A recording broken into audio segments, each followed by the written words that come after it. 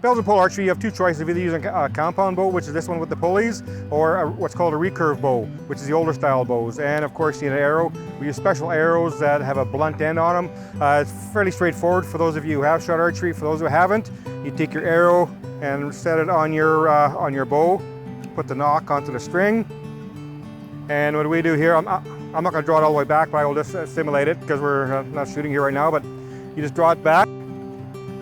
And then the hard part is doing the bending, because you have to shoot up, straight up.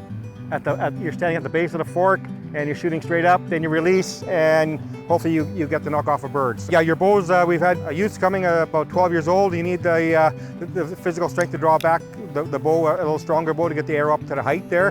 And like I say, our oldest member is 88 years old. So it's a wide range of ages shoot, and we're a co-ed club, both male and female archers. So everybody has a lot of fun.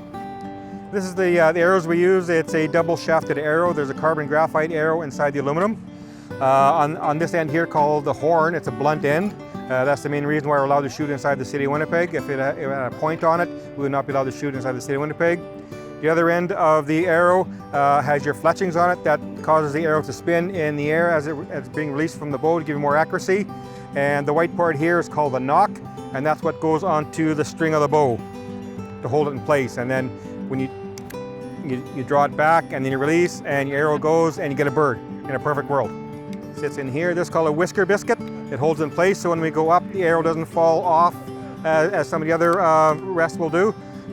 This bow here has sights and a peep sight right here. So you look through the peep sight onto the pins, and then you draw back on the D loop to your full drawing length, and then you release it. The scoring, the very top bird is called the king bird. He is worth 4 points, and that's what everybody's trying to get, the most points for one bird. The next bar down has two birds on it. They're called side birds. They are 3 points each. The next bar below that, there's two birds on each side. They're called the calla birds. They were 2 points, and the three bottom bars are single point birds only, and a total of 37 birds on the fork. Your biggest expense is your bow, and after that, the arrows are slightly expensive, but the bows last for years.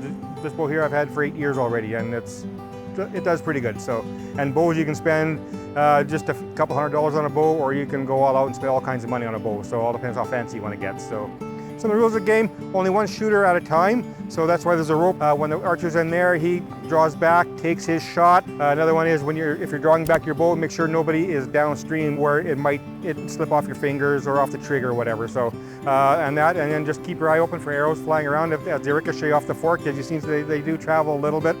But everybody's usually pretty good at warning somebody if there's an arrow coming their way. So just be safe, and if somebody yells at you, don't be offended. They're trying to help you. The rules are very simple, and yeah, it's a lot of fun. If you get a chance, check out the RobinHoodPoleArchery.com or the BelgiumClub.com. There's links there for our sites, and learn a little more about the history of the archery in Winnipeg here.